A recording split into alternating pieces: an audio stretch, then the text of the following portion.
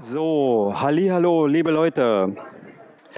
Hallihallo, liebe Leute. It's good to see that you already started your conversations, of course. And now I am in an inconvenient situation to interrupt you and asking for having a few minutes for listening us.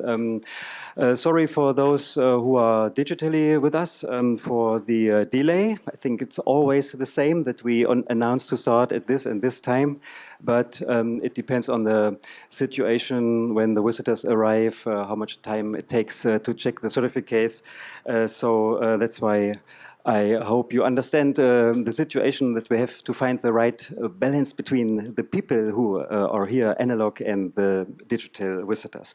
Okay, Oskar, maybe you come a bit closer to me, right? So that you can also come very close to me. But what I wanted to say is so that the camera sees us, and Marcin, there's another guest we have here.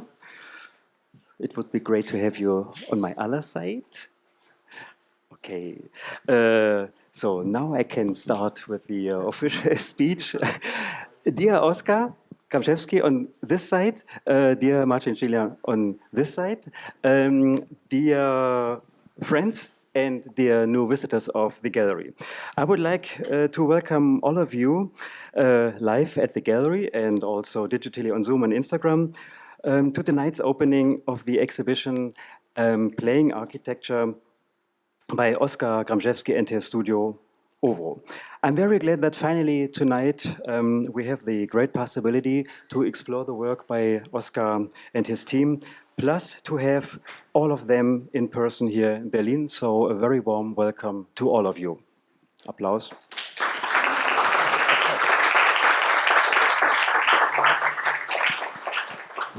Who of you, a remark which is not written, but who of you who have ever been to Katowice from Berlin know that it's not that far away by kilometers, but it's a long travel, for example, if you go by Flixbus or by train.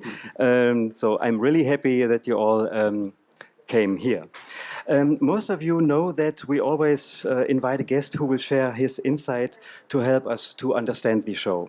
I'm very glad that this time Warsaw-based critic and curator Marcin Szczelina accepted the invitation, so a very warm welcome to Marcin as well.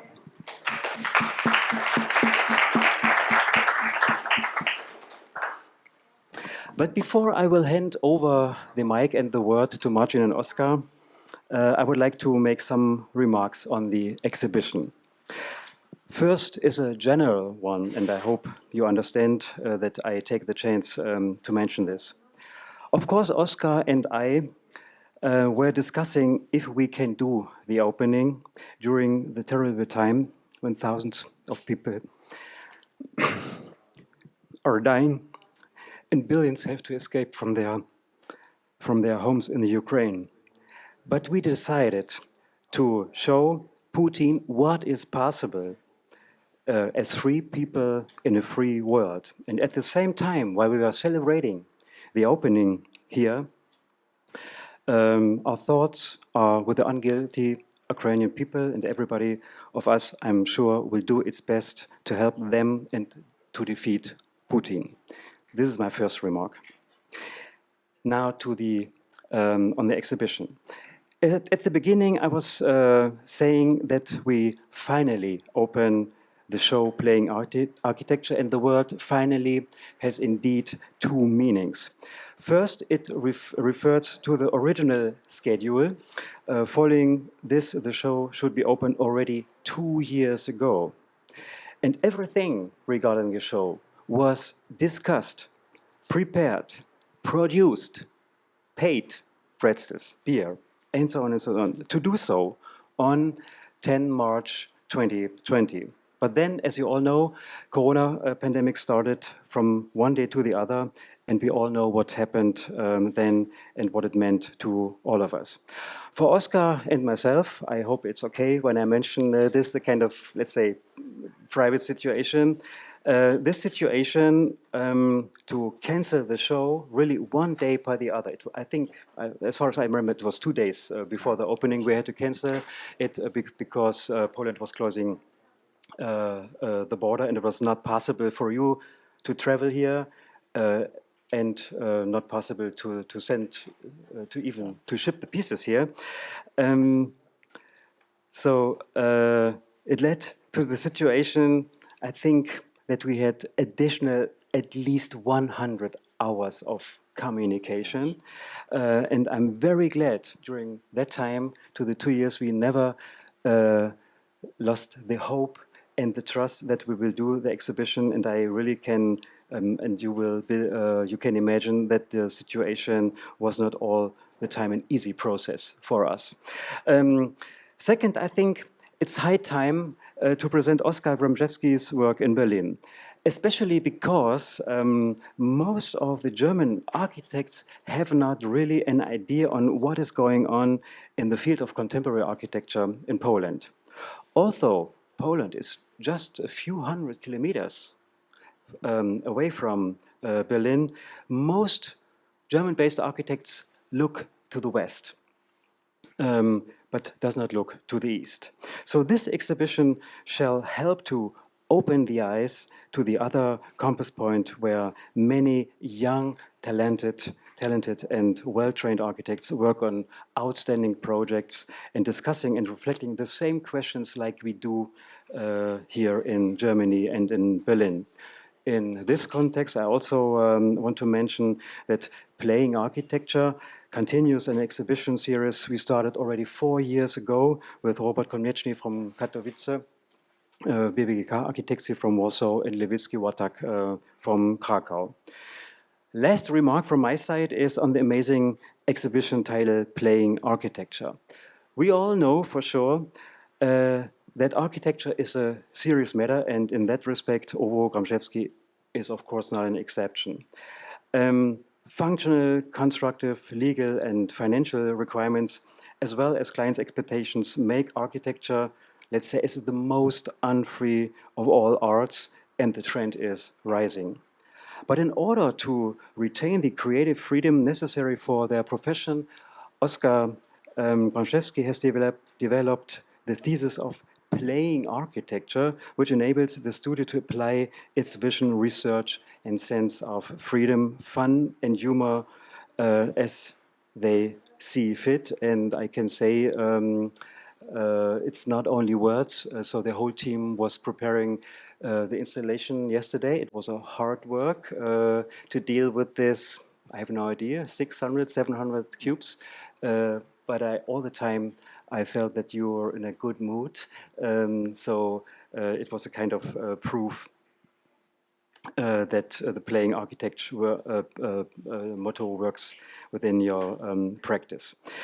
Yeah, as you see, the playful approach is also reflected on the exhibition concept. Playing Architecture is not only for architects, so I have to admit it's a kind of uncommon for me as well. I did, as you know, 2 years ago we had the 20th anniversary of the Galerie, and we have done about, let's say, 200 shows. But this concept is really unique, and I am happy that you propose it, and I was also encouraging you to go on like this with an uncommon concept. Yeah, so the exhibition, as I said before, is not only for architects, but also the visitors will be asked to participate, to play, to change the exhibition. Probably you will say afterwards something on this topic, so that the usual mantra of please do not touch the exhibition, do not touch the pieces is replaced now by please do touch the exhibit, and I hope that we all will have the opportunity later on to check out if it really works. On that note, I will end my short welcome, but not before saying a few well-deserved thank yous. My first thank you, of course, goes to Oskar and his team. Oskar, I'm very happy that you accepted the invitation to come to Berlin and made everything possible the show could be realized the way we see it here. Also, I want to say thank you for the great support by main sponsor King Klinker and gallery sponsors FSB and Jung. My special thanks in this context goes to the Polnisches Institut Berlin and Stiftung für deutsch-polnische Zusammenarbeit for their really generous support. So now it's your turn, Marcin and Oskar. But before I hand over the word, just two sentences on your person. Marcin, you are founder of Snob, a platform and magazine for promoting Polish architecture, so that from this perspective, you're the best guest we can have here tonight. We'll see. I'm sure. Maybe those one of you who know the gallery already, they know that Marcin, that is not the first time that Marcin is here. It was, I think, 3 or 4 years ago. You was here also for giving the, you were already 2 times here, for Robert Konieczny and for BBK Architektur from Warsaw. And from that time, I remember you did a very good job. So my expectations are really high, okay, to say that. So you're the best expert we can have tonight, and yeah, beside this work for Archi-Snob in English, Archi-Snob in Polish? Architektur Snob. You was respectively are engaged in the Mies van Roo Award and in the Lafarge Holcim Award. You decided to not have a classical opening speech like we have here very often, but to have an interview with Oskar. And I'm really curious what you will talk about now and how playful it will be. So thank you very much for listening. And now I hand over the mic to my guests.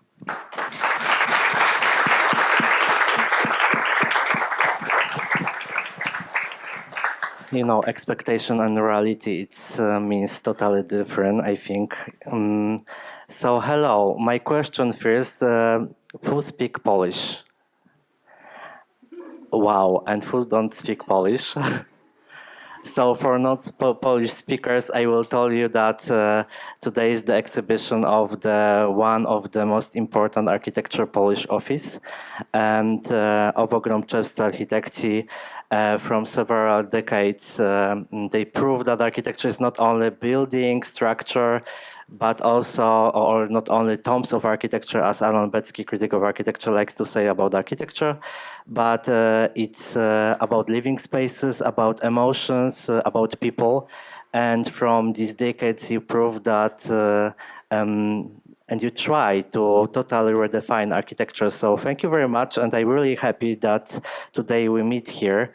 But Oskar, my first question, because I was wondering, playing architecture, I don't know, and I of course ask you about this, but my interpretation of playing architecture is, when I think about architecture, is kind of game between investor, game between architect, game between critics, society, and a lot of different groups who play together the game. And in the end, the result is the building, the space, or the other object. So the question is, what's your interpretation of playing architecture? Well, it's a very good question, and well, it all started with the invitation to present our work in Berlin, which is I'm very thankful for to Ulrich, and then we started to think, then, okay, it's a nice opportunity to present our work. It gives us a lot of good feelings. We felt like being very appreciated.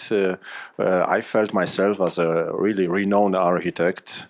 And since I'm a middle-aged person, I felt that my whole, professional life comes to the very, very climax point, and I thought that I will simply present some of our best buildings and make some pictures, present some models, and I will be happy to be there and talk with friends about architecture, about how good we are and how smart we are and how sexy we are, because that's how I'm not telling for everybody, but that's how I as an architect perceive myself. But then when I was talking to Ulrich, I was also talking to Marcin, they started to ask me questions. Because I was presenting them buildings, and I was sure that they are very beautiful. And Ulrich asked me, yes, but why do you want to show this building? What's the meaning of it? I said, well, because it's very good. And Ulrich, he's very polite. I mean, he's extremely polite. But I remember when I showed him one of my buildings, I was very proud of. We got numerous prizes for it. He said, well, I don't know, I'm not sure, but I was persistent because architects are usually very persistent. We are stubborn, we don't listen to the people, we know better.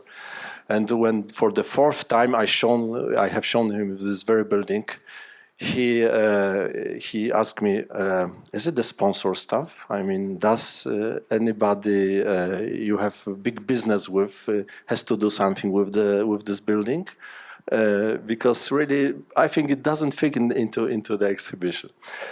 Of course, first I was really shocked. You know, how can you tell about architecture, such nasty things? But then I realized that he was totally right. That I'm playing architecture without and playing different roles, without being, without knowing it. It's because, first of all, we are pretending competency, you know, because we are the weakest part of the system. The investor is really powerful. The general contractor is really powerful. And we architects, we are really a small piece of this process. But we are pretending, we are playing that we are very important. That's Rem Koolhaas it's called charisma, you know, that you are pretending that you are more important than you really are. And we are doing it, you know, without even thinking about it, because we have to do it. Otherwise, we are not, we don't have any authority. We are not respected. But when talking with Ulrich, when talking with Marcin, I realized that it would be completely wrong to pretend this, you know, successful architectural mask, successful architect persona, that I should really sincere think about what is the most important for me in architecture. And then I realized that during the years I'm active as an architect, and my joy of designing architecture every year becomes smaller. When I was really young, like my wonderful colleagues from the studio, like Marek, like Kamil, like Sandra, like Mateusz, which I also want to thank them very much for the support and input in this exhibition, because it was a great teamwork. But when I was like them, like 25 years old, I was really, you know, very keen on architecture. I loved architecture. I loved doing it. We had only small commissions. We were making competitions, but it was a pure pleasure. And right now, after 20 years of running a studio, we are being given big contracts, and I'm reading them, like 60 pages, 100 pages, and sometimes I'm reading them and I'm thinking, what about architecture? What happened with architecture? For example, I'm negotiating a big contract right now, and of course it has a lot of numbers. And then in the last line it says, whenever it comes to the decision about what should be really made, the final decision about architecture, the client has right to make this decision. And it was a surprise for me. I mean, because I, as an architect, was always, you know, I always thought that this is my decision. Okay, I can discuss it with client, that I can make arguments with client. But then it's literally some of the lawyers put it down that the client will have final word in every architectural move we are making. This is the one thing. The second one are, you know, the regulations, the formal language of building code. And somehow I feel that every year our artistic freedom is smaller. That somehow we are not as expected to produce architecture. We are asked to produce building documentation in a very smooth way, in a very economical way, that the buildings are built and they bring profit to investor. But the architecture as itself, it really doesn't matter. And then I started to think, how should we deal with it? And then the answer emerged, perhaps if we try to fight for this little piece of freedom, we can still be architects. We can still feel that architecture gives us a feeling of joy, a pleasure. That's what we thought about playing architecture. That of course we play the game between investor and contractor and all this stuff, but the most important is that we somehow try to play the architecture for ourselves, to have some pleasure from making an architecture. So I try to be more optimistic right now a little bit. And you create few iconic buildings. One of them is here. This is the Fire Museum.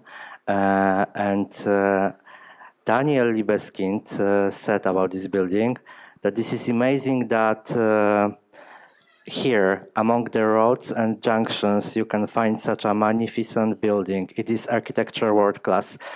Where was this moment that you was international recognizer? Do you know where was the moment for your architecture practices that the building, the moment which was very important for you? Because it's almost right now 20 years, yes? Yes, we are. Well, when I finished my studies, I was working in Germany for 2 years. I was living in Berlin for 1 year. Then I came back to Katowice with my wife Barbara. We started the studio, and somehow we were lucky to, from the very beginning, to take part in competitions, to win them, and to produce buildings like this Museum of Fire, like the Paleontological Pavilion. That were somehow considered to be good, not only by Polish critics, but also by international critics. But I don't feel that we came to international recognition, really. I mean, and perhaps it's also not so important for us. I mean, because, of course, when I was a young architect, I wanted to be famous, you know. It was it would be great to be famous and to live, wonderful life of famous architect. But right now, I think that I was well, as a young man, I was really stupid, you know. I didn't really know what I'm thinking about, what I'm talking about, and I think that it is very good that we didn't become famous, because I think that only right now we are beginning to produce a decent architecture, right? The architecture that is well thought, that it's well shaped, and I think if we became famous, like at the very beginning of our career, it would only spoil us, and yeah, that's how I see it. You mentioned about Barbara, and Barbara is your wife and also the partner in your office. From 2010, you run the architecture office, and I have a question because you are together so long. So how you find the balance between private life and working? Because this is for me all the time interesting to ask architects who take the work to home. So tell us, where is the secret? I think the best thing that happened to me in my professional life was that I was able to seduce Barbara, and that she agreed to become my wife, because she's much more talented than me, and she does almost all the work. She raises our kids, and she takes care about my home. And what I mostly do is I present our work and speak with nice people like Marcin and Ulrich. But she's the real force behind our office, creative force, and therefore. I don't know. It's because there are two types of people. Several colleagues are talking, no, it's impossible to live architecture and to mix the professional life with the private life. But frankly, I cannot imagine the other way. I have tried to meet some girls that were not into architecture, and it was every time it was a disaster, you know. I remember falling asleep on one date, so it tells. I suppose it tells you much about how bad it worked, you know. And when I met Barbara, it was totally different because we are working and living together, and it's for me it's kind of, you know, absolutely perfect solution because it's therefore we are effective, we are never bored, we quarrel a lot, really, we are fighting really strong, but it's mostly about architecture, so we don't fight about our private life. I think there are only advantages of being in a relation with other architects. So where is Barbara? Can you just... Okay, Barbara. Okay.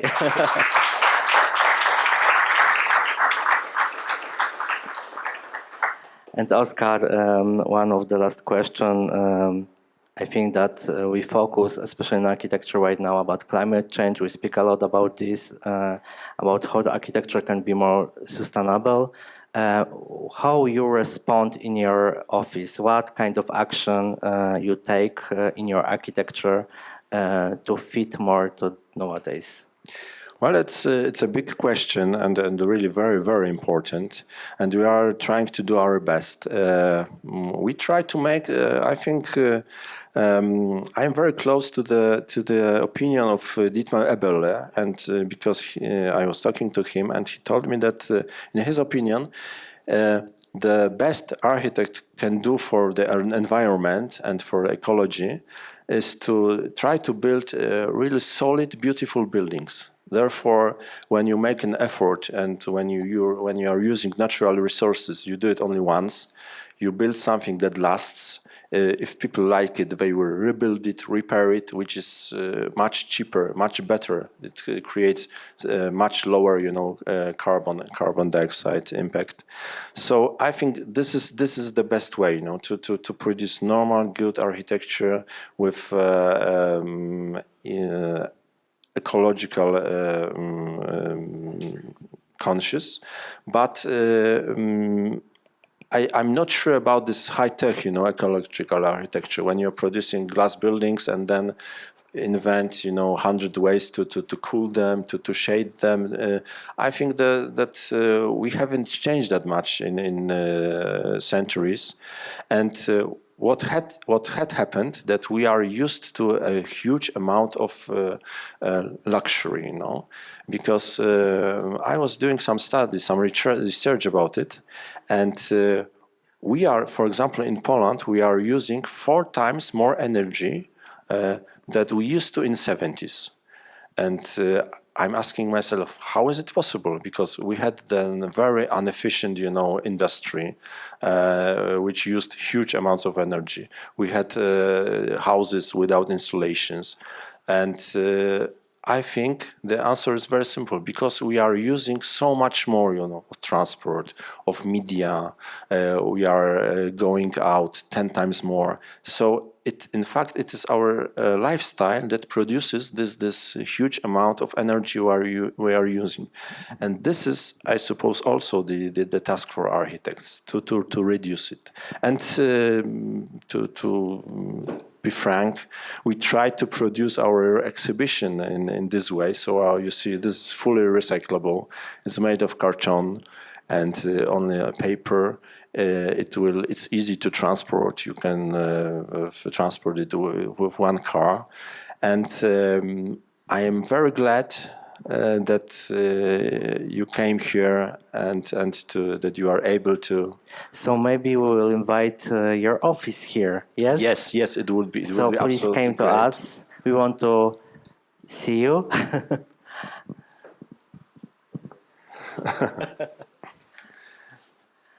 So I will present everybody. Marek Grąbczewski, Barbara Grąbczewska, Sandra Chodura, Mateusz Więckowski-Gawron, Kamil Kajdas, I would like to thank you so much for the wonderful work you did, and it was really not only working in and building as a team, but also team building. We did it together, and I'm very thankful for your input. So, Oskar, here. I think that this is the time to show us how you play architecture.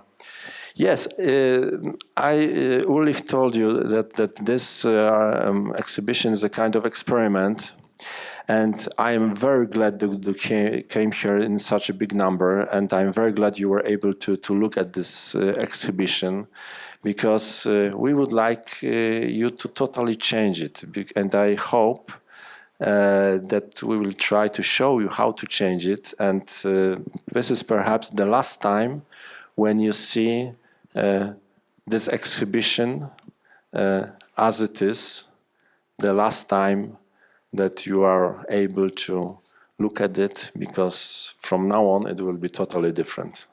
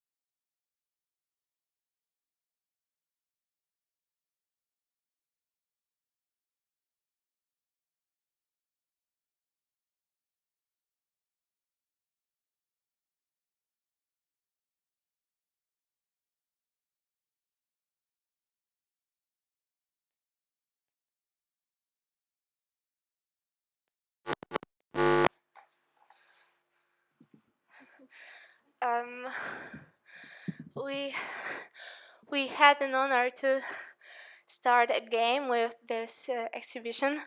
I'm not an architect, but I feel in some way like a member of this project team. Yes, and this song was about anger, as you could guess. And yeah, we are angry now, but we are more sad about situation in Ukraine, and this is something we can feel, we can watch and experience in our everyday life of people from Ukraine at train stations. And next song is about Chernobyl. We wrote it a couple years ago, and it's about liquidators, people who are removing radioactive waste after the catastrophe. And this is a song about hope in the darkest moment. And Russia now is occupying Ukraine and Chernobyl. And we'd like to dedicate this song to people who live near Chernobyl and who had to run away.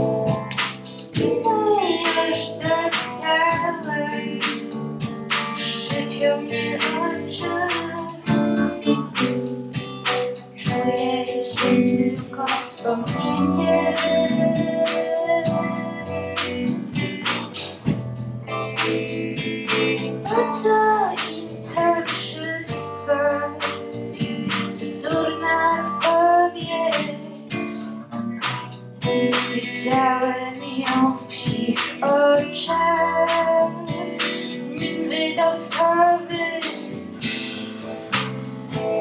Pani nas przez górę wyrywa zęby,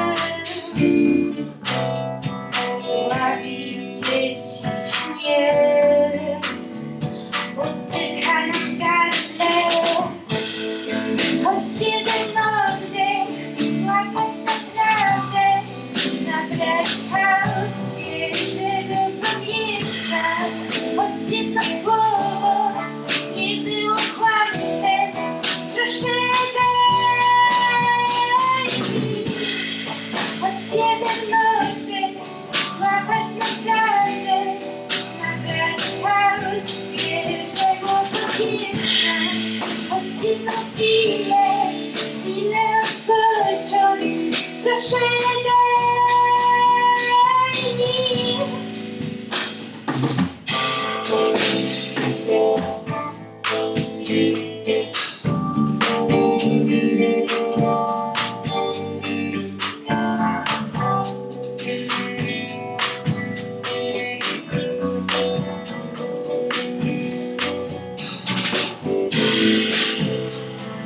Miałeś zmienić świat, piękny, wspaniały. Rozbijasz tylko skróty, nie wszystko zniszczeje. Czy to było normalne? Żyć tak po prostu. Widzisz, to było fałsz, ci kłamstwo wydało. I jaki to był sens, się dało wyprawiać. Wszystko to wsiąkło w ziemię, do nawóz dla pastu. Choć jeden oddech złapać naprawdę, nabrać chaos świeżego powietrza. Choć jedno słowo nie było kłamstwem, proszę daj mi. Choć jeden oddech złapać naprawdę, nabrać chaos świeżego powietrza. Choć jedną chwilę odpocząć, proszę daj mi. Choć jeden oddech złapać naprawdę, nabrać chaos świeżego powietrza. Choć jedno słowo nie było kłamstwem, proszę daj mi.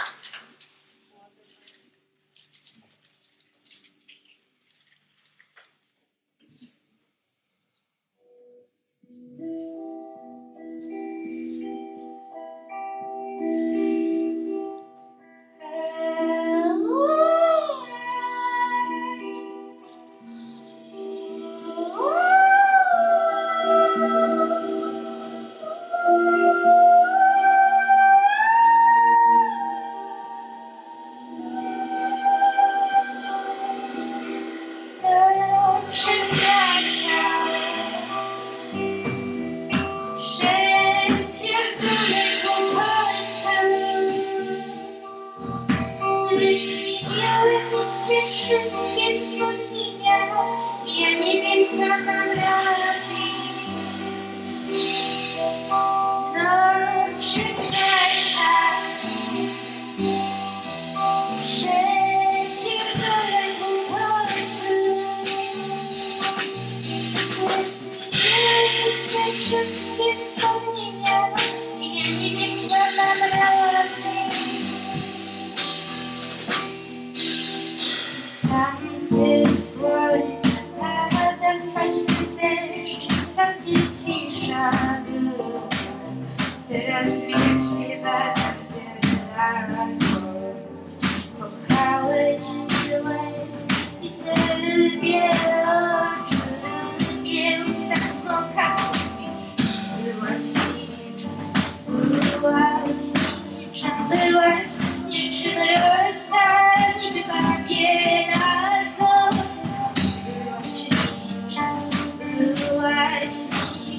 Byłaś niczym gwiazdy i nie byłam nigdy tobą miłeś.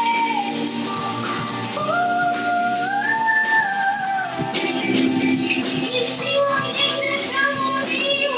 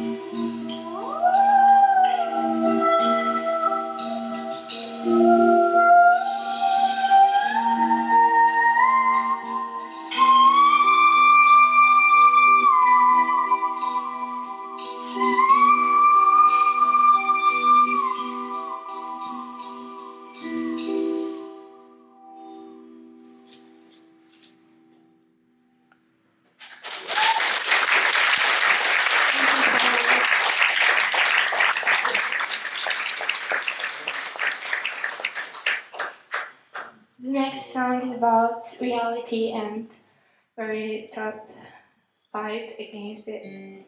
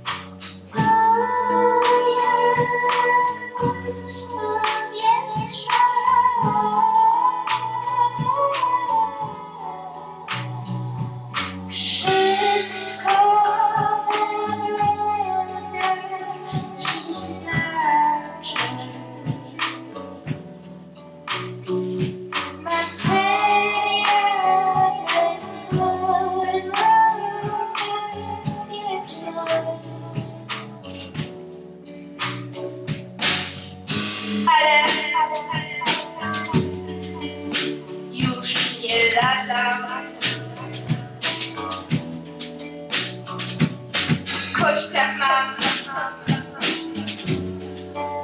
piach i kamień.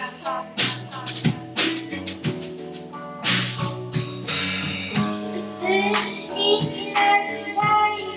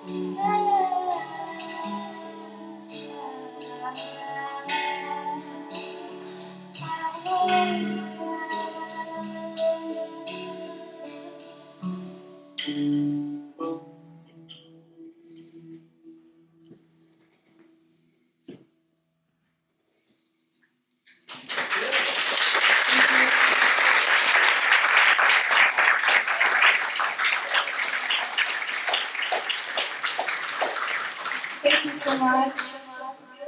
My favorite. And it's gonna be our last song. It was amazing to play for you, and yeah, and have a nice night. And I hope we gonna see you in the future.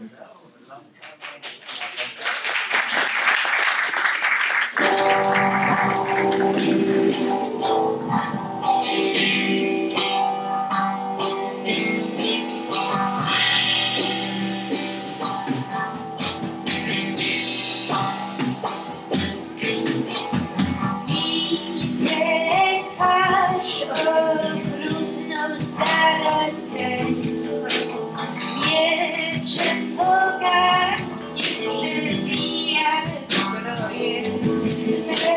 Wróg, by zwołać łaskę pańską, rozezwać zła roje.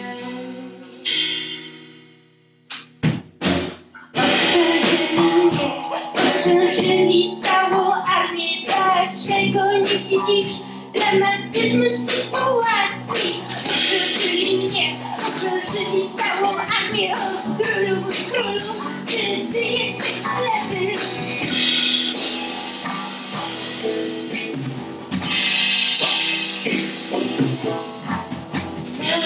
Że to sen, lecz czym sen jest, powiedz. Sen króla prawdą, gdy Józef słucha. Nie idź, tam nie iść ci każą, bo powrót jest wyśniony.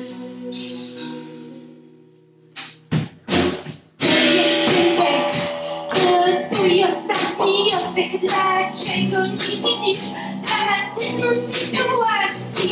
To jest oddech, to twój ostatni oddech, dlaczego nie widzisz dramatyzmu sytuacji?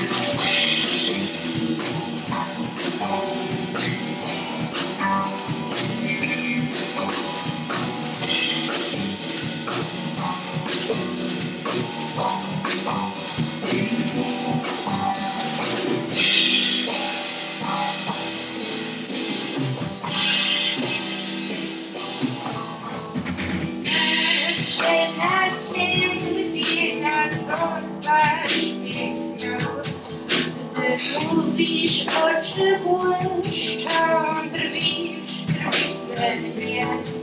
Spójrz i zobacz oczy moje, jakby sypają powoli. Zadzwoniłam do ciebie, powiedziałam, że cię kocham, dlaczego nie widzisz dramatyzmu sytuacji? Dzwoniłam do ciebie, powiedziałam, że cię kocham, dlaczego nie widzisz dramatyzmu sytuacji?